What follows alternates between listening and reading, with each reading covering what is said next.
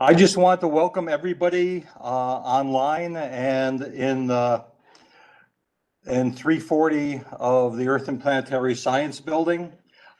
This is another planetary sample science seminar that is sponsored by Survey, our NASA Survey, the CASA Moon Survey Node, the Institute of Meteoritics, and the UNM Grand Challenge. And it's my delight to introduce our next speaker, Noah Petro from the Goddard Space Flight Center. Noah is the chief scientist for Artemis 3. Project scientist. Well, I'll take chief scientist. I like that promotion. That sounds pretty good to me. Chief too. And his presentation is going to be on the science and exploration of the moon by Artemis 3. And I just want to mention to everyone that preceding talks have been all recorded and are available on the Survey website, as will this presentation. Noah, please take it away. We're really looking forward to this. Okay, well, I hope I deliver for you all today. And first of all, Chip, I want to thank you and everybody associated with the CASA Moon team and Survey for inviting me, allowing me this opportunity to talk today. Of all days, is actually a great day to come with the news that was announced yesterday, the selection of the 3 deployed instruments that will be carried on Artemis 3.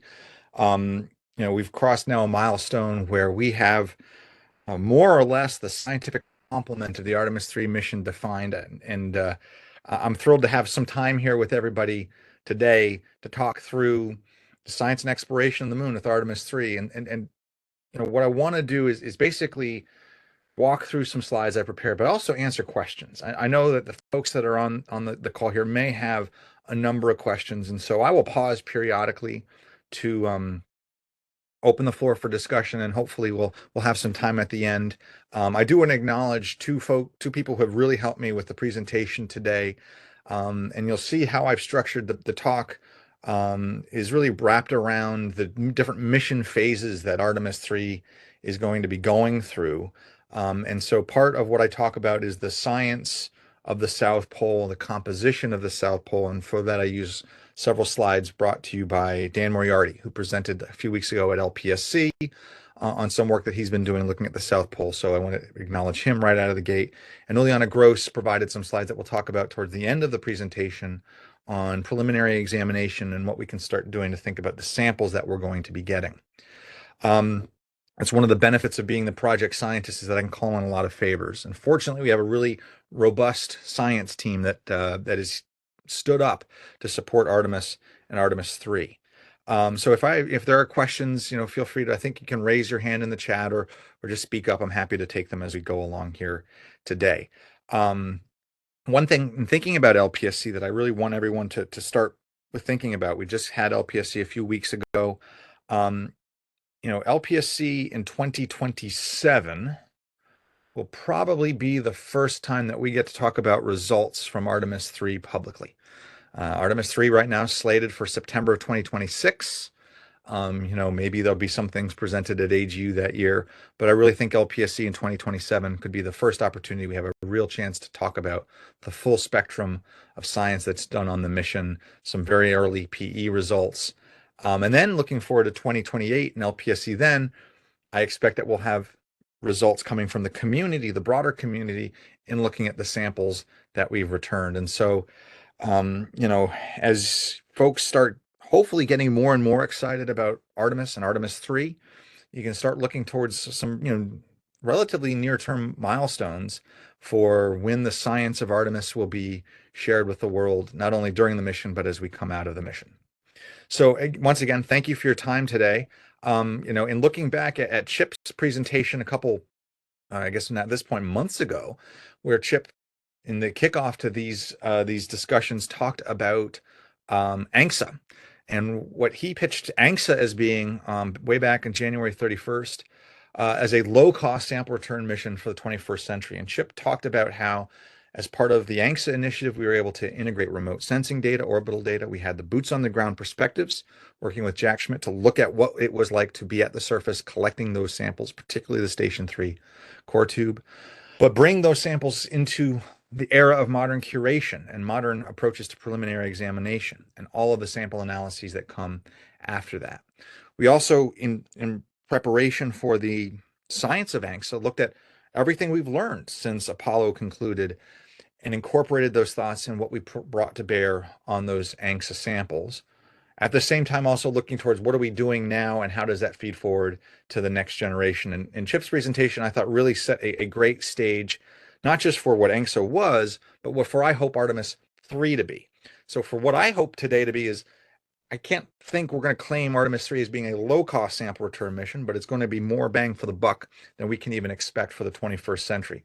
And doing all of the same things that ANCSA did and applying that to Artemis, using the remote sensing data for the South Pole, the perspectives of the crew members while they're collecting these samples, applying the same and improved curation and preliminary exam techniques, including those lessons that we've just gotten from the OSIRIS-REx mission, the mature sample analysis, all of the lessons that we've learned, not just from Apollo, but also from ANCSA in the questions that we're going to be asking of these incredible samples that we'll be getting from Artemis 3, and then turning those lessons into feed forward for the next generation for Artemis 4, 5, and beyond.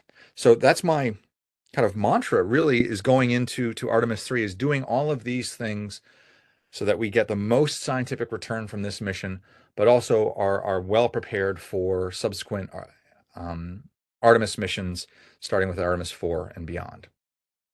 Now, one thing that we all have to calibrate, and I constantly have to go back, is that Artemis 3 is not a continuation of Apollo, strictly speaking. It's not Apollo 18 or Apollo 21, or it is really its own initiative. But scientifically, we have the benefit of the lessons of Apollo and the lessons of precursor Artemis missions. Artemis 2 will be the first test of the Orion capsule, crewed test of the Orion capsule around the moon. Artemis 3 will be the second crewed mission in this series, and each mission will build on the success of the prior missions, very similar to what Apollo did, but on a somewhat more accelerated mission cadence, not necessarily accelerated timeline, but from mission to mission, we will see dramatic improvements.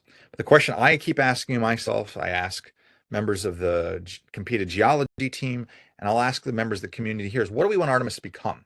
What do we want to see happen with Artemis 5, 6, 7?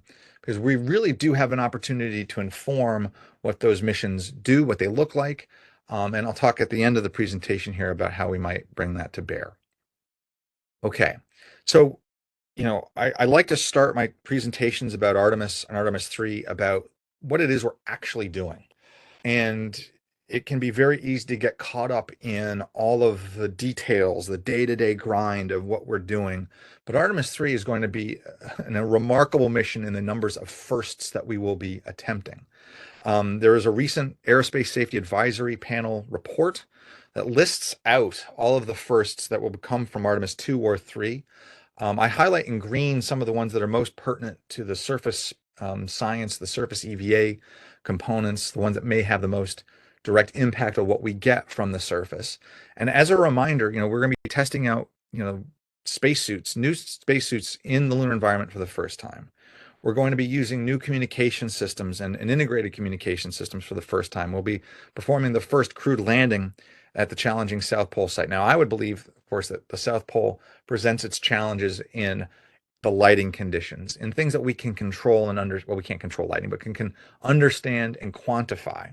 So that as challenging as it will be, we understand the challenges that are faced with us. And so that of all of the things on the list here that might be the ones that give all of us the most heartburn, it's the knowledge of the moon that is going, in my mind, should be the least, because of the data that we have from the Lunar Reconnaissance Orbiter, because of the data that we have collected over the moon, not just from the last 15 years from LRO, but ever since Apollo, that the moon itself presents the most quantifiably known component of all of these. And if everything else comes to bear and we're successfully landing on the moon in September of 2026, that it's the moon and the samples that we get back and the science that we do that will, of course, reveal the greatest mysteries, that everything else on this list will have been accomplished and we'll be able to march forward with future Artemis missions.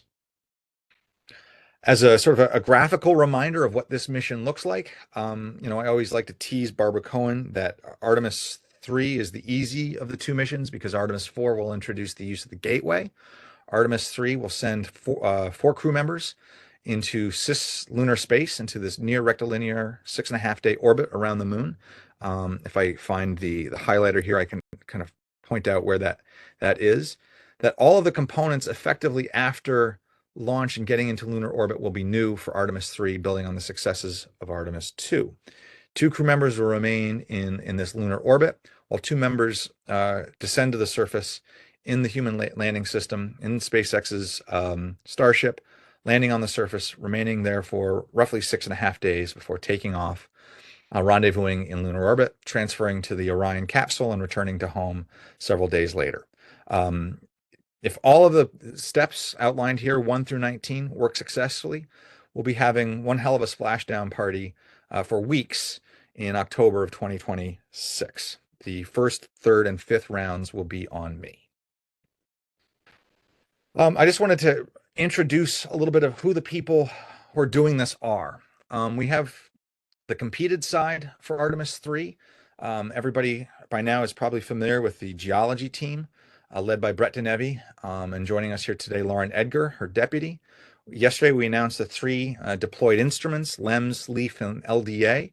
One thing that I would ask the community in future instrument proposals is that we have to come up with acronyms that don't necessarily have to start with L, but that's fine for now. So these 3 instruments, coupled with the field geology team, will present our first opportunity for an integrated surface science study through Artemis 3, multiple EVAs during that mission.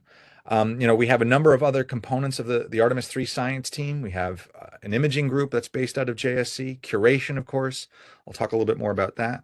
We also have the internal Artemis team that provides scientific support and guidance across Artemis missions. We're preparing for Artemis 2 and the crew observations for that. Of course, all of the work going into Artemis 3, but at the same time preparing for Artemis 4, 5, and beyond. And the people on the right-hand side are the members of your neighborhood who are supporting the preparation for all of these missions.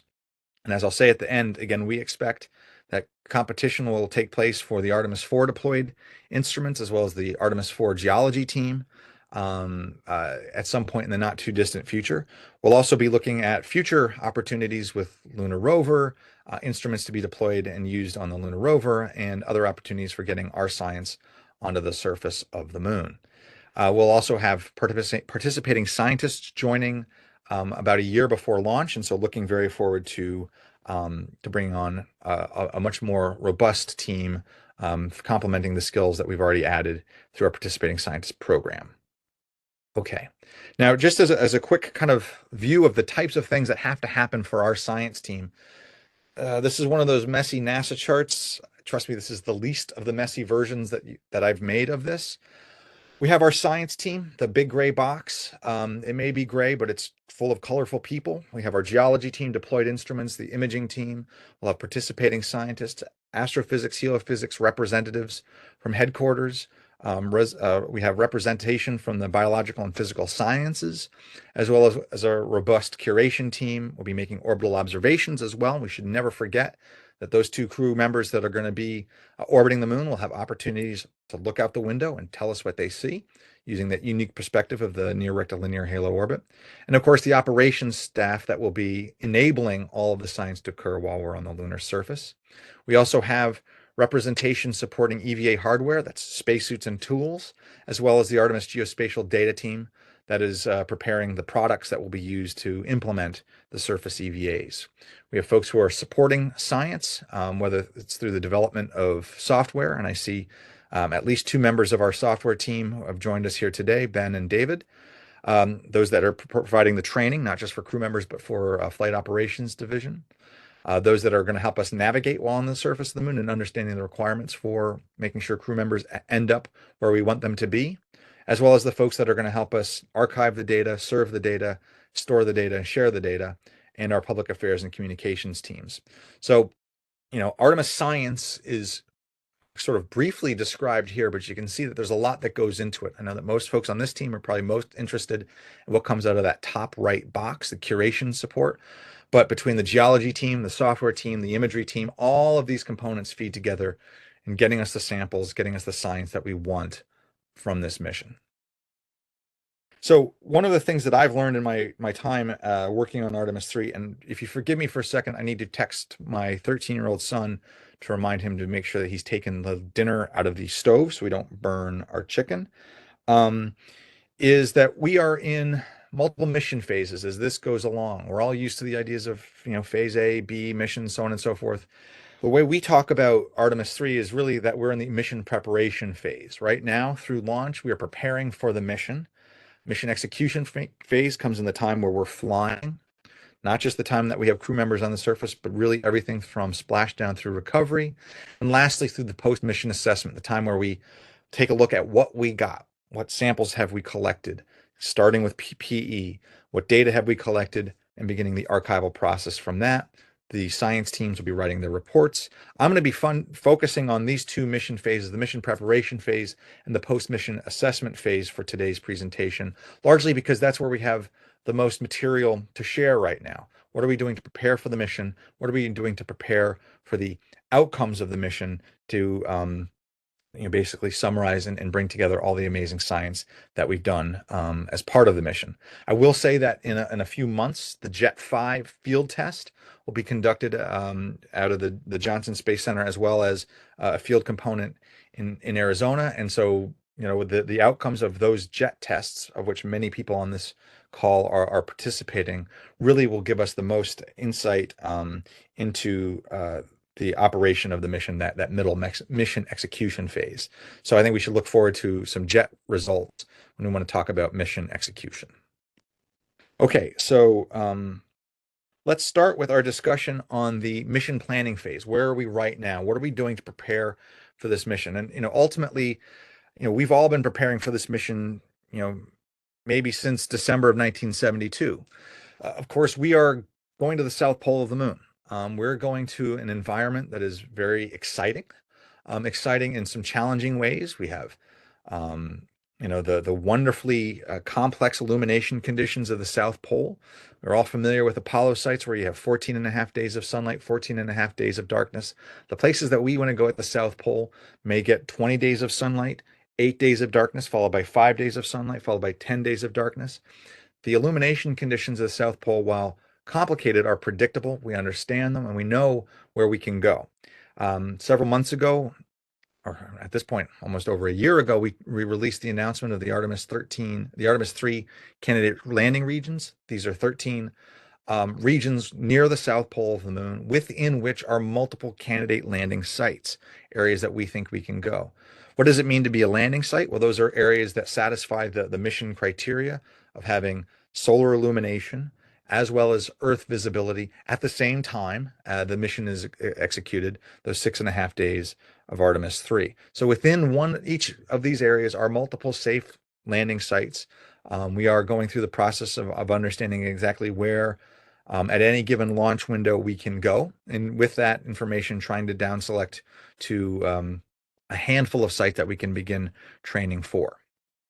Just as a sort of a context for the landing sites, incidentally, this image, as well as several other maps that I'll be showing in a moment, are from the LRO ASU Quick Map, the Lunar Quick Map tool, which is a wonderful way to dig into the data of the South Pole.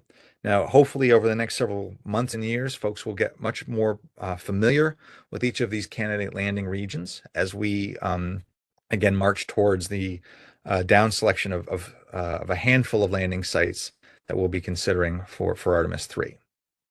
Just as a reminder, I constantly go back to the lessons of Apollo and thinking about what we're going to be doing on Artemis 3 and looking back at Apollo 16. And I know whether you're familiar with Ryan Ziegler's work, looking at the Mare basalt fragments in the 2 to 4 millimeter size range, or Randy Koratev's exhaustive work, looking at the regolith components.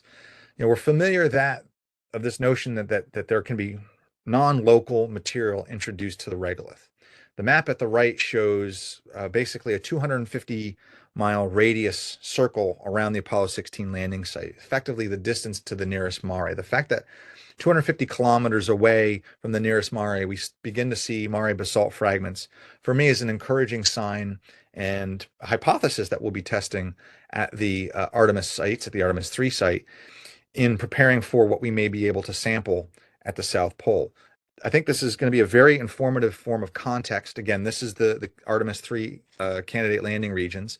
If we take the case of the one landing site that we used for an example study in the Artemis 3 geology team call on the summit of Malapert Massif, and drop that same 250-kilometer radius circle on top of it, it really brings home the diversity that we may be expecting. While it might be a minor component to the regolith, that we will be getting some fairly wild and exotic components to the regolith from outside that 250-kilometer range. Not just material locally distributed from within that range, but material coming from outside of that. Keeping in mind that if you look at the bottom of this image towards the far side of the moon, of course, we're getting more into the heart of the South Pole Lake and Basin. And so the very real possibility that we'll be getting fragments of SPA interior material within the regolith at an Artemis 3 landing site is very exciting for those of us that have been, fighting for decades now to get SPA material. I really do believe that we'll be getting some fragments of SPA material within the regolith at any of these Artemis 3 landing sites. And so all of us should be getting excited for that hunt for those fragments from SPA. And of course, you start adding on top of that what we'll get from Artemis 4, 5, and beyond, and the very real notion that while we may not be going to the center of SPA, we will be getting SPA regolith material. You add into that other sample return missions from other countries that will be going to the interior of SPA. I think we'll see a renaissance in our understanding of the basin with the commencement of samples coming back from Artemis and other missions. Okay, so let's talk a little bit about these 13 regions. This is a wild text slide. Do not have to read it. But one of the things that we've been doing in preparing for each of these landing sites is trying to understand, well, what do we expect? What are some of the main science drivers that we might find in any one of these landing sites? And so for me, I just sat down and went through, okay, if we go to Malapert Massif, what might we expect? If we go to the connecting ridge, what might we expect? Keeping in mind that I'm coming at these from a largely geochemical, regolith process standpoint. Of course, there's all of the interest in lunar volatiles, in the lunar environment that we might expect at any of these sites as well, which is effectively imprinted upon all of these landing sites.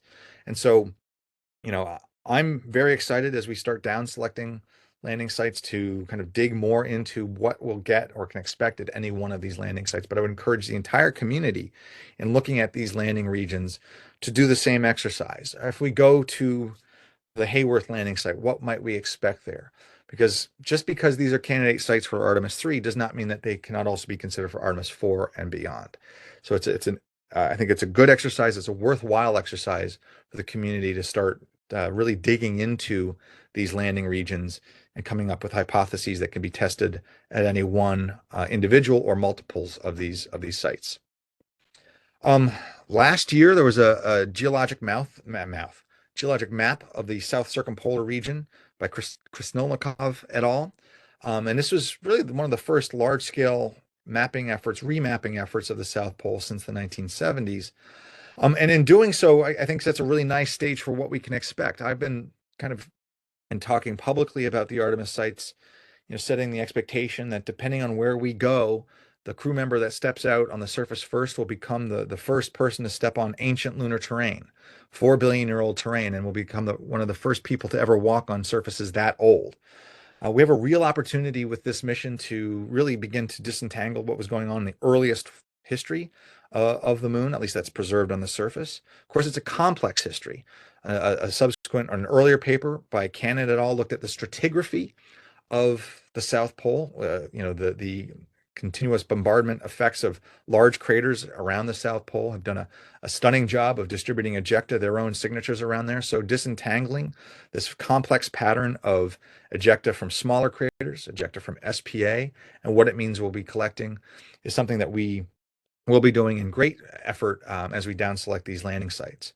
But it's a great opportunity as well, because it means that imprinted upon SPA are the signatures of all of these subsequent craters and large craters, some of which are very large. And again, with that, opportunities to infer ages and directly sample ages of one or more large impact craters. Of course, there's the whole ice story and the complications of where ice may or may not be found. very much looking forward to the results from the Viper mission, which is, of course, directed at addressing some of those questions. At present, we don't anticipate that Artemis 3 will focus on volatiles, but again, sampling South Polar regolith, I think, is something that will have an impact on our understanding of the regolith of the volatile environment in the South Pole, even if we don't go to that sweet spot that is enhanced in hydration necessarily with Artemis 3. Now, I'll talk a little bit more about some of the compositional remote sensing work that's been going on, led by Dan Moriarty. He's got a paper just resubmitted to JGR looking at this, and so very excited to see some of these mature results get shared beyond what was presented at LPSC. I'll summarize a little bit of what he's been doing here. Again, the highlight and one of the critical things that we want to be doing with Artemis 3 is looking at the differentiation evolutionary processes that form the lunar crust, of course, that led to the formation of the crust, the mantle, and the core. And in doing so, understanding what it is that we're sampling at the South Pole, to use that to inform maybe where we go and some of the samples that we may be getting back.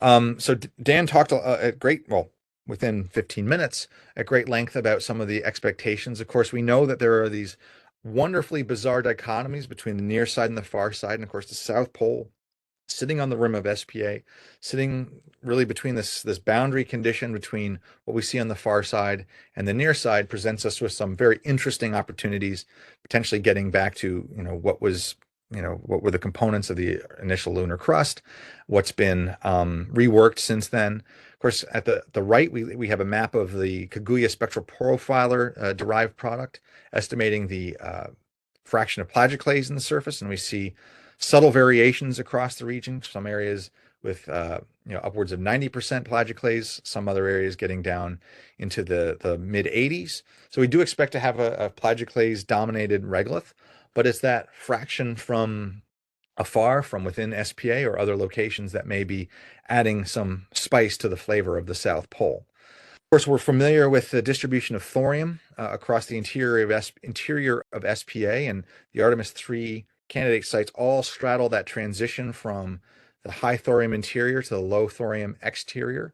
And again, based on the models of SPA ejecta, we may be either seeing uprange or downrange ejecta, depending on which model you favor. But knowing that we will be potentially sampling fragments from the deep interior excavated by SPA is something that we should all be looking for in these initial Artemis 3 samples.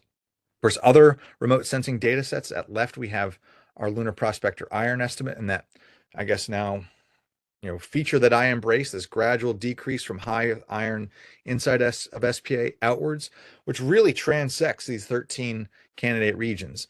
The feature labeled DGKM, the Day-Gerlache Kocher Massif, being, at least of these Artemis 3 candidate regions, the one that potentially has the highest abundance of iron, highest abundance of thorium, and based on modeling studies out of Brad Jolliffe's group, potentially the highest abundance of SPA ejecta. Transitioning out to these more distant locations outside of the basin, towards Malapert and on the rim of Nobile craters, where we may find smaller abundances of both iron, thorium, and SPA ejecta. Still something that we should be looking about, and again, keeping in mind that this wonderful regolith mixing process will dilute to some degree some of these gradations, and so no matter where we go, we might expect to see some fragments of material from inside SPA. Okay, so just as a reminder, though, for these 13 regions, which are labeled here, we see that full range, that spectrum of thorium and iron abundances. And regardless of where we go with Artemis 3, Artemis 4 will go to a different spot, and we may be actually starting to have an opportunity to fill in some of this variation across the basin as we, or the basin rim, as we go with future Artemis missions. At right is another derived product of iron, and again, seeing the variations in iron, no surprises that it is effectively inversely related to the amount of plagioclase, but that we may expect, at least at local scale, some abundances of iron to vary as well. And then again, I think we should be expecting to see some diversity of material at each of these candidate sites. We look at left now at the Lola albedo map, which again is a direct measurement of the reflectance of the surface of the moon at 1064 nanometers. And again, seeing that there are some places very, very bright right near the South Pole, which is sort of an interesting feature at this present moment, unknown whether it's a space weathering artifact, if it's something related to composition, or something that we don't yet understand. And of course, the great thing about Artemis 3 and beyond is that we'll actually get a chance to go there and find out. Now, one of the things that Dan has done in looking at M-cube data is effectively looking at the compositional data for the South Pole using M-cubed. It was not something that we really did to great detail during the Chandrayaan-1 mission, during the flight of M-cubed. And only recently has Dan started trying to use the M-cube data to look at the specific mineralogy of the South Pole and pull out, as challenging as it is, any signal that we can. In this low light condition, M-cubed was not designed to return high quality spectra, but through spectral averaging, through using multiple observations of the same location, Dan has been able to essentially tease out signal of these south polar regions. So at right is his attempt to measure the strength of the 1 micron band depth, effectively a measure of the iron abundance at the surface, and compare that to other methods, other maps, mapping out iron abundance. And while you see at left several areas that are grayed out where we don't have sufficient signal, sufficient data yet to make estimates of iron abundances, we do have some data for each of the candidate regions showing indeed greater diversity than perhaps we might have expected just from the Kaguya data set. So I think one thing that I've kind of come to appreciate and learn is that with these Artemis 13 candidate regions for Artemis 3, is that we have a broad spectrum of diversity across these 13 regions, that the South Pole is geologically very diverse. And maybe that's not a surprise. Maybe everybody's sitting there thinking, well, duh, Noah, we should have seen that coming. Well, I think the data that we see here and really digging into the myriad of data sets that we have for the South Pole paints a fairly complicated picture for compositions at the South Pole. And so augmenting some of those geologic maps, morphologic maps that we've seen for South Polar regions, and really beginning to layer on top of that now a compositional assessment, so that instead of just thinking about the ages of materials, we can actually start getting into specific compositions that we expect to sample from Artemis 3. I think for me is very exciting, and one that I look forward to happening over the next several years and months. So again, now just a comparison between the coarser resolution lunar prospector data and now seeing from M-cubed that there is this real regional trend of compositional difference, sort of at a finer scale than perhaps we might have expected through lunar prospector. For me, is hinting at this wonderful mineralogical story that's waiting for us at the South Pole. So just as a reminder, we have a wide spectrum, pardon the pun. No, don't pardon the pun. Welcome the pun. Embrace the pun of data for the South Pole. M-cubed observations for the 13 candidate regions are listed at the right. So for some of the places right at the South Pole, we have hundreds, literally hundreds of observations. And for some areas, we have dozens of observations. But each of these single observations, when taken together, co-added, allows us to come up with some real good opportunities to understand the compositions that we'll be seeing when we get there. So just to wrap up the mineralogical story, we have a myriad of data sets for the South Pole. You can think of the number of data sets we have from LRO. Sort of lost in the story now has been the M-cube data set. Certainly appreciate that working with M-cube data is not as straightforward as we'd like it to be, but some of the work that Dan, Eric Malloret, and a number of other people are trying to do is make this data much more digestible, and including it in our essentially predictions, our hypotheses that we'll be testing as we get ready for Artemis 3. Okay, I'm now going to transition to what we look to be doing during the mission in our post-mission phase. 35 minutes into the hour, I have about maybe 15 minutes before I want to stop and open the floor for questions. Any questions right now out of the gate while I take a moment to catch my breath?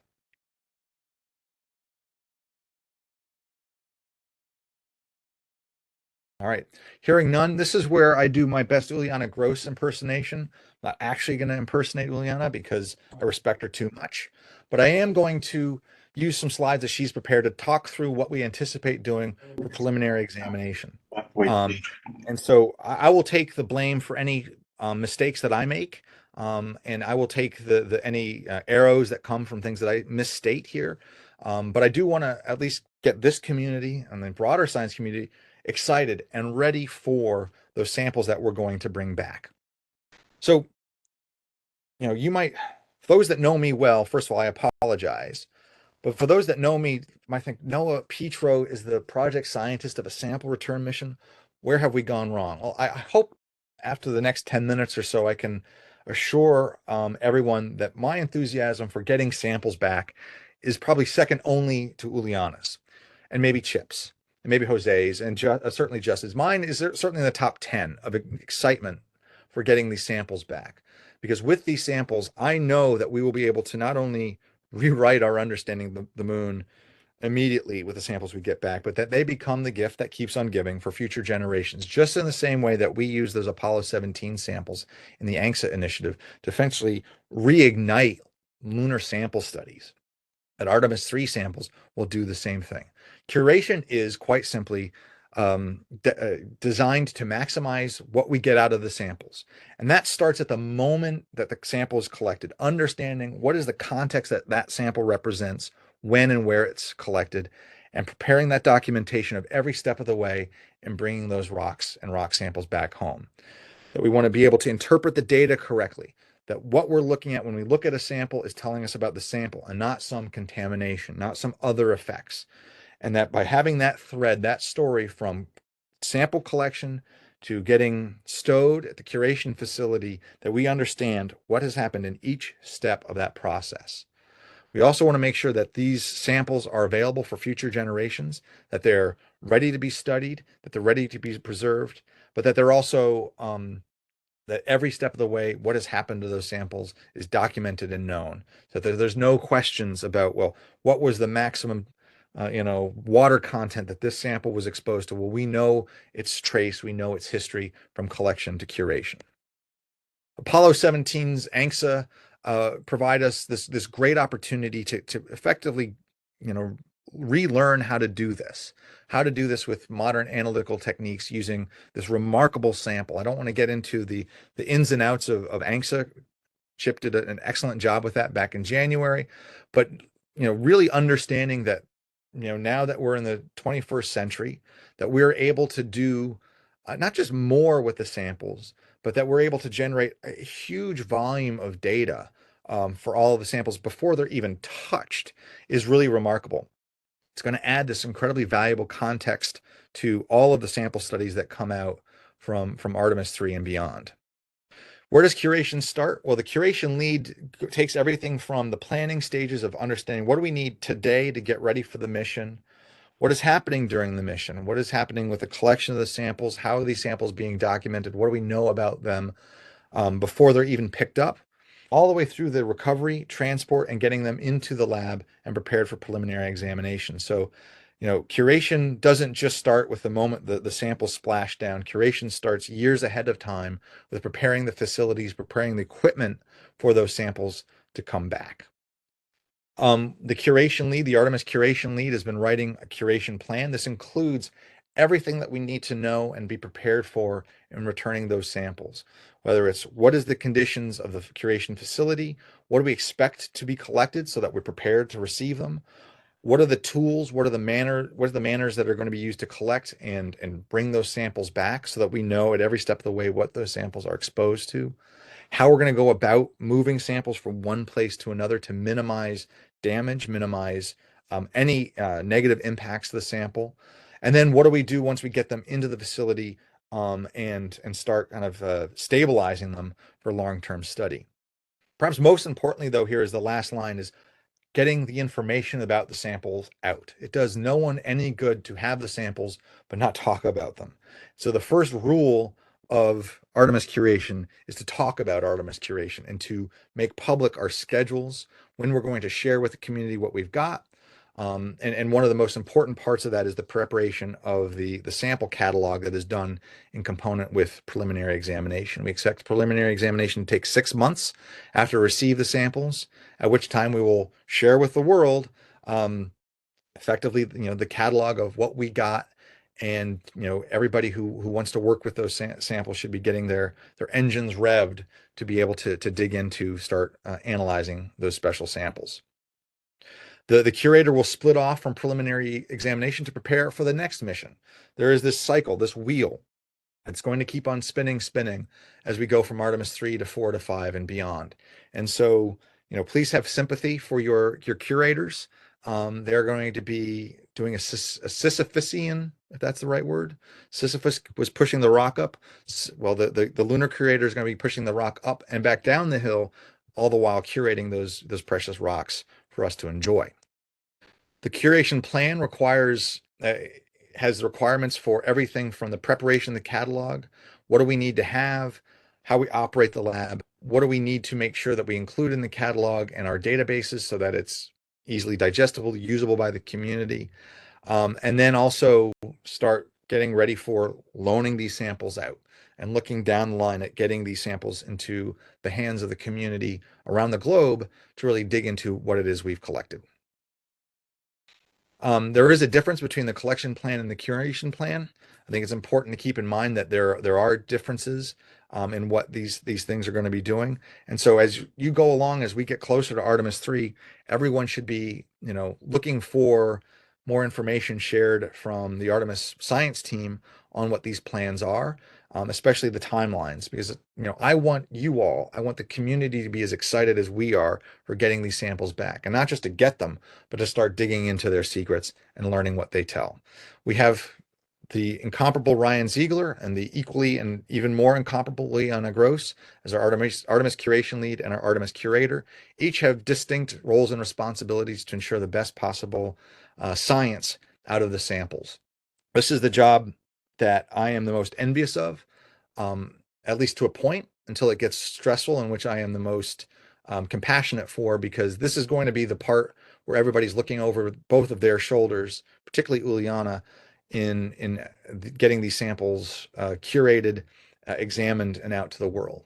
And so, I have a relatively easy job. I just have to corral all of this.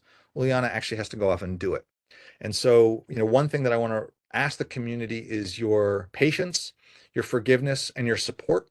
There are going to be a number of opportunities for community input, feedback, and excitement. And I would just ask everyone who is anticipating working with these samples, when we ask for volunteers to help, to please stand up, raise your hand, and help us prepare for this monumental undertaking, this scientific revolution that we're at the precipice of. Of course, for those of you that have worked with samples, you should be familiar with our curation facility. This is where people wear funny suits, not the NASA headquarters funny suits, but these actually important funny suits. And of course, the curation facility is where Apollo samples are kept in as clean an environment as possible, whether it's samples that are used, regularly, or of course these special samples that are almost literally kept on ice for over 50 years now to understand and preserve. This very special facility is one that we are going to be leveraging for the near future for Artemis 3 and 4, and looking to expand in future missions beyond that. I want everyone to do a little bit of homework and get excited about the various catalogs. This is, Apollo 17 in some ways is not the best mission for us to learn from, because Apollo 17 dug into those samples. This is just a handful of the catalogs, the sample catalogs that came out of Apollo 17. Everyone should go and read the Apollo 17 Lunar Sample Information Catalog. It's a fantastic read. It is a real barn burner. But it's also a wonderful kind of reminder of the breadth of samples that we got back from that one mission. And it is a great kind of preparatory reading to get ready for the Artemis 3 sample catalog as well. And then we have all of the derived products from that, of specific samples, of specific sample types. And I'm eager for the community to dig in and do similar in detail studies, catalogs derived from what we get back from Artemis 3, 4, and beyond.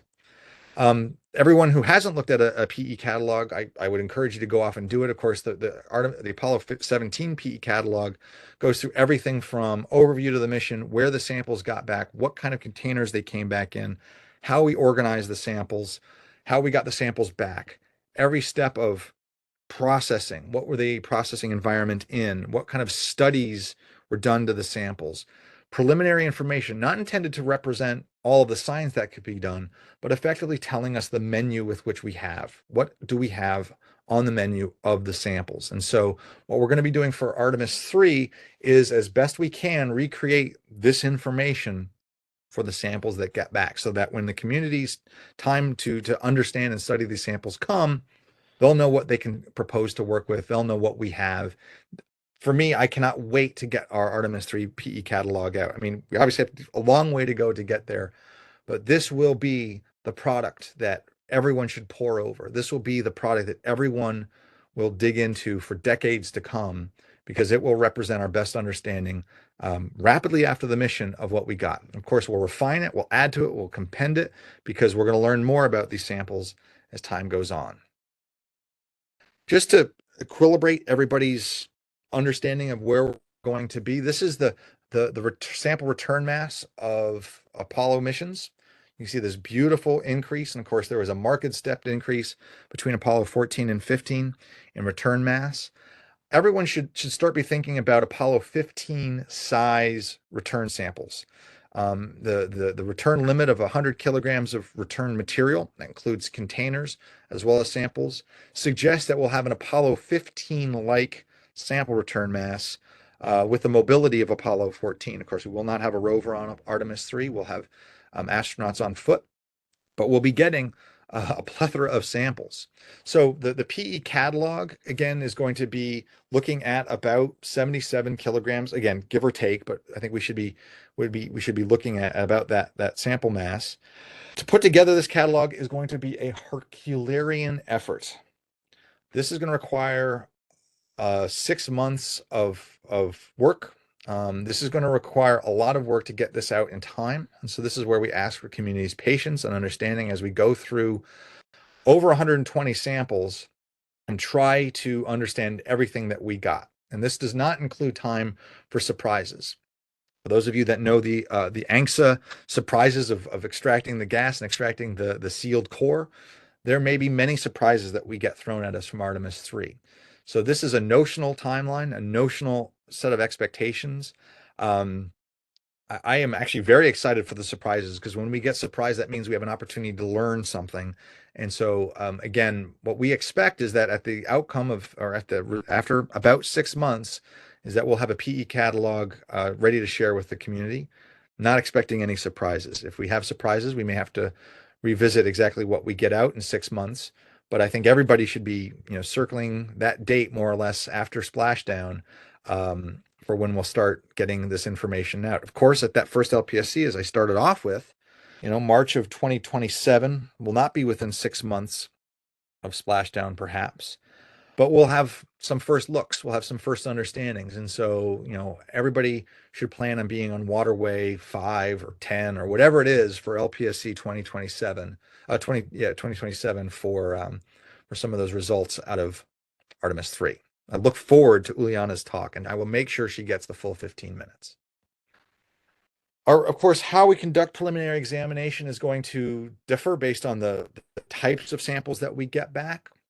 Whether you have float samples that fragment upon collection and return, where you have to reassemble them.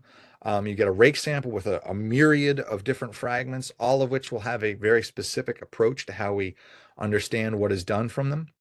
So, this is where the real joy is. You can look at that one rake sample bag, all of the subfragments, and all of the work that has to go on for each individual fragment, that then some of which then go off for detailed analysis. Of course, if we have a bulk sample of regolith, that gets a slightly different approach. And our sealed samples, our special samples themselves, will have different PE approaches, each of which has to be individually designed, prepared for, and then implemented. Okay, in the home stretch now. So if you're excited like I am, or even if you're mildly excited, there are many ways that the community can and should get involved in Artemis 3 and beyond. There has been a call put out to participate in the lunar mapping program, this rapid return mapping program. Proposals are due later this year. There's the analog activities program, which is due much later in the year. These are open to senior graduate students. So I would look at all of the folks here who are graduate students. These are great ways to get your foot in the door, or the airlock, as it were, to participate in Artemis. We will have an Artemis 3 participating scientist program.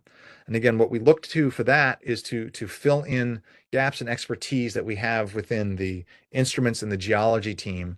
Now, proposals for this will not bring new science. I'm not going to propose to be a participating scientist and add to the scientific story of the mission with a new experiment, a new this.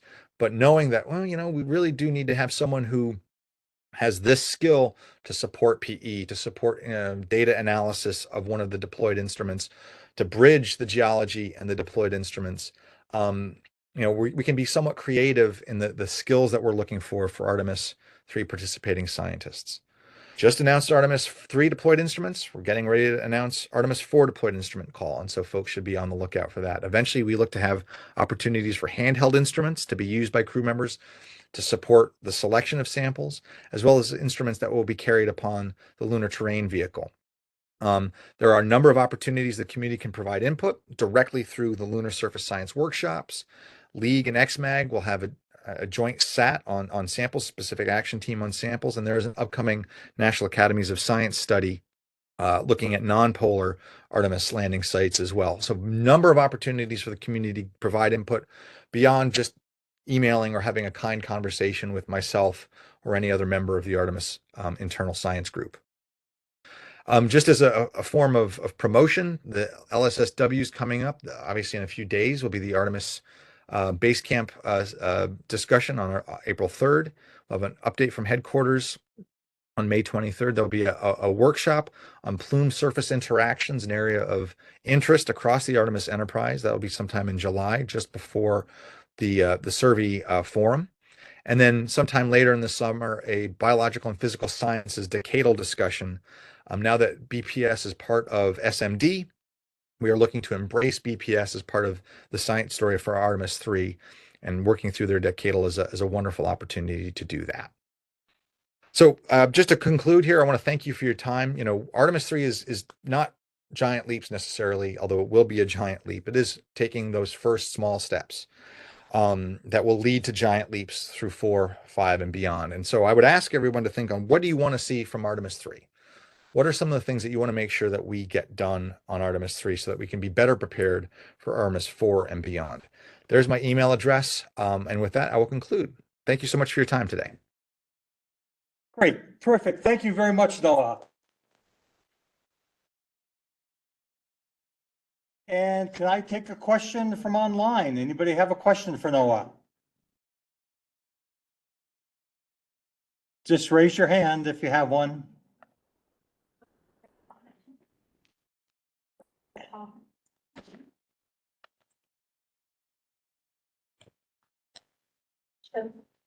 What?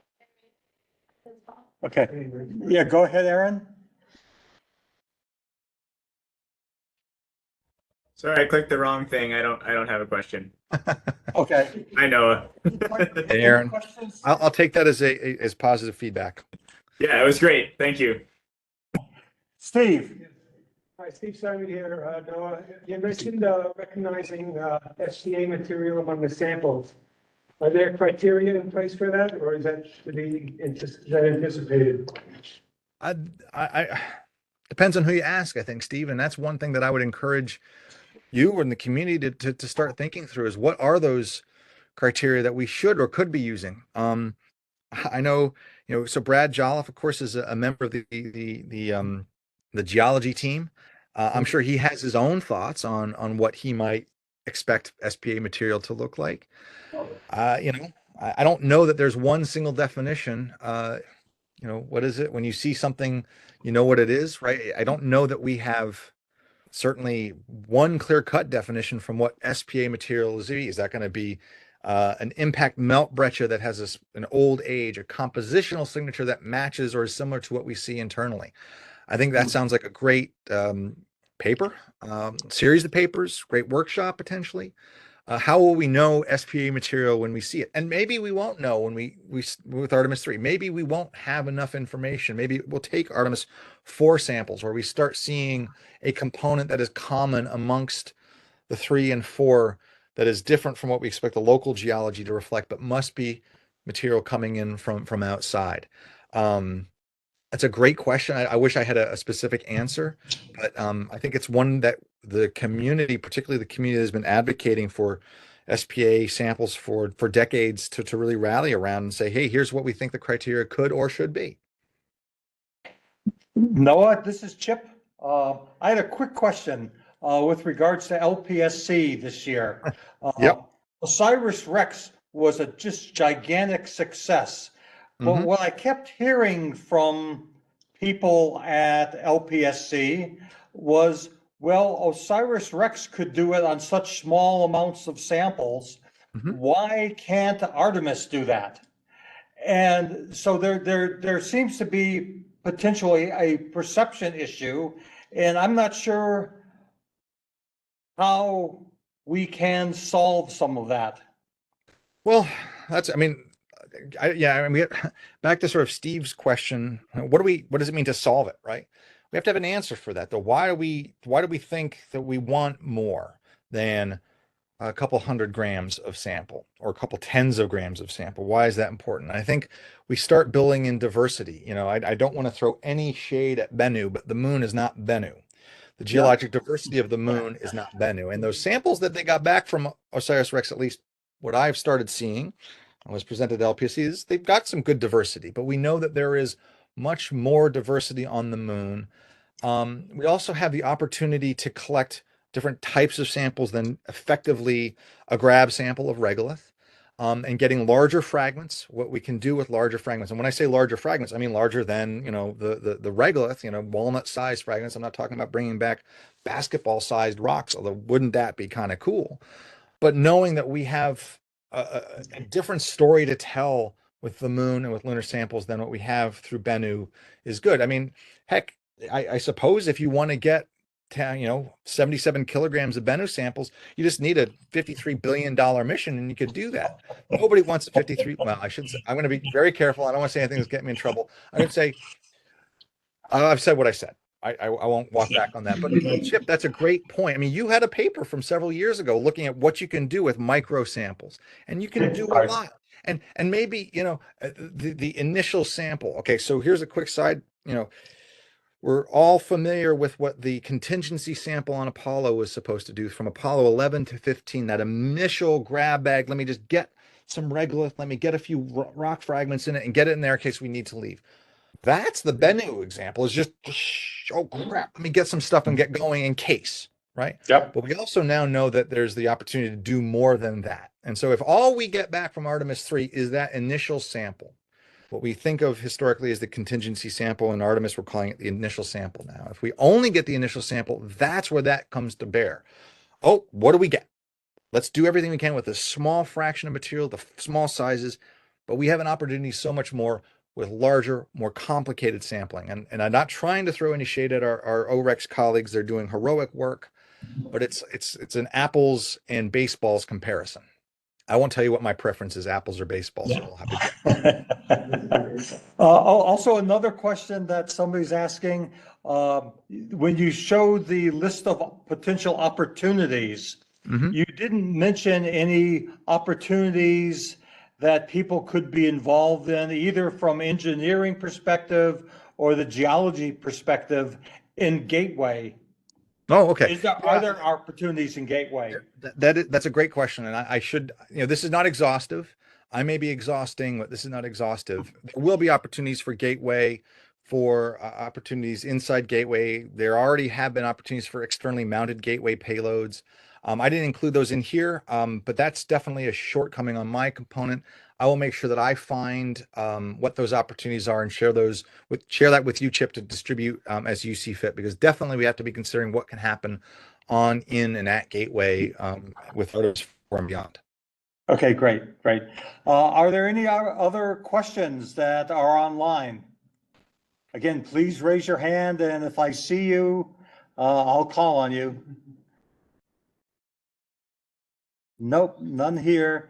Any other questions? I have a question, Chip. I was struggling to find my raise your hand option. It's Justin. Hey, Noah, great talk. Hey, Justin. And I put in this in the chat asking about non-rock samples. Yep. And I guess the real question isn't that are you going to collect atmosphere or ice per se, but are you going to be sealing any of the samples, or are they all going to be in boxes or canisters Yeah. but not sealed? So right, it's a great question, Justin. We don't have a final answer to that. We know that we have asked for the opportunity to seal samples, some samples on the surface, similar to the sealed core samples from Apollo. There's also the possibility of having a doubly sealed container as well. So, we may have a sealed core sample, again, similar to what was just opened with ANGSA. So we expect to do that. Whether or not we opt to carry it on Artemis 3 or not is to be determined. I would say for ices and things like that, I think Artemis 3 is going to not. If you're wanting ice from the moon, Artemis 3 is not necessarily going to be your first bet for that, given that we won't have an opportunity to cold stow samples on Artemis 3. Subsequent missions may, but not necessarily from Artemis 3's perspective. We're trying to keep things simple. But Justin, I would, and maybe this is actually maybe a good topic for some future discussions, for future longer form for Juliana is definitely eager to have some sealed samples because we know what we can get out of them. But again, that adds a little bit of complexity. Are we willing to take that on Artemis 3? I would love to see it happen because we know what we can do from that now. We have that template from ANGSA. And so, but in terms of final decision, we haven't gotten to that point just yet. Stay tuned. The benefit is that we have some time now, right? Today is still 2024, is that right? And so we have not quite 2 years until potentially the mission comes just over 2 years. And so I think between now and then we'll opt to hopefully opt to at least have some sealed core samples. Thanks. Great. I have time for one more question. Anybody online? Anybody in the audience here? They got time at it. No, I think that's it, Noah. And I just want to mention to everybody that next week we have Alexander Nitchin, who will be giving a talk on uranium-lead systematics and lunar materials. So please call in or link in. But Noah, again, I just want to thank you so much for joining us and providing us with so much additional information with regards to Artemis 3 and the Artemis program. Thank you so much. It's my pleasure, Chip. It's great to see you virtually. And again, if anybody has questions, feel free, please email me, and I'll work hard to get an answer. And once again, I want to just very publicly thank Dan Moriarty and Juliana on the help with the slides today and the content. Again, I'm just the tip of a spear of a great team, and I'm so fortunate to represent them. Hopefully represent them well. Thanks, everybody. Have a great rest of your day, and get ready for opening day. Thanks so much, everybody. Great.